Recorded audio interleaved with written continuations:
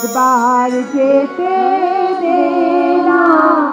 হিন্দু ধর্মাবলম্বীদের সবচেয়ে বড় উৎসব শারদীয় দুর্গোৎসব উপলক্ষে প্রথমবারের মতো শিল্পকলা একাডেমি আয়োজন করেছে বিশেষ সাংস্কৃতিক অনুষ্ঠানের, যেখানে উঠে এসেছে বাংলার লোকজ সংস্কৃতি, নৃত্য ও সঙ্গীত।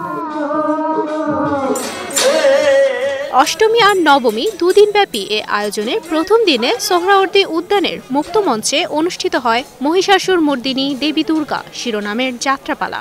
বাঙালির ঐতিহ্য আর লোকজ নাট্যরূপ এই যাত্রাপালা, রঙিন পোশাক, কৃত্রিম সাজ আর তাদের কণ্ঠে ছিল কাব্যের ছন্দ।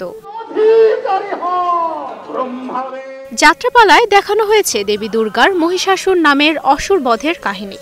প্রধান অতিথি হিসেবে ছিলেন বাংলাদেশ শিল্পকলা একাডেমির নতুন মহাপরিচালক শেখ রেজাউদ্দিন আহমেদ স্টালিন।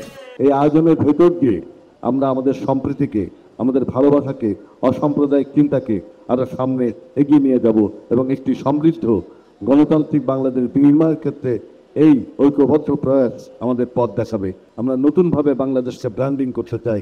বাংলাদেশের সাফল্য আমাদের সাফল্য, আমরা সব এক হয়ে কাজ করব। গ্রাম বাংলার বিনোদনের খোরাক যাত্রাপালা রাজধানীতে অনুষ্ঠিত হওয়ায় বেশ আনন্দিত দর্শনার্থীরা। আধুনিক বিনোদনের ভিড়ে এমন আয়োজনের প্রশংসা করছেন তারা। দুর্গা কেমন করে মহিষাসুরকে বধ করে সেটা দেখতে এসেছে। বাচ্চাকে নিয়ে আসছে কারণে যে ও যেন একটু দেখে, ও তো কখনো দেখে নাই, তো ও দেখে খুব এনজয় করছে। কখনো যাত্রাপালা দেখতে পারেনি, তো এটা একটা দারুণ সুযোগ তৈরি হয়েছে যে একটা যাত্রাপালা দেখার, এবং মানে ইভেন্টকে লক্ষ্য রেখে তারা করছে।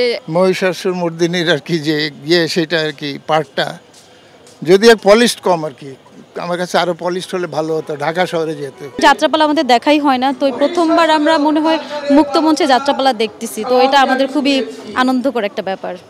দুর্গাপূজার উৎসব শুধু দেবীর আরাধনাই নয়, শিল্প, সংস্কৃতি আর মানুষের মিলন মেলাও। মিলনের সেই সুরকে যেন আরো প্রগাঢ় করে তুলেছে শিল্পকলা একাডেমির এবারের এই শারদীয় সাংস্কৃতিক সন্ধ্যার আয়োজন। তুবাইশী বুশরা, স্টার নিউজ।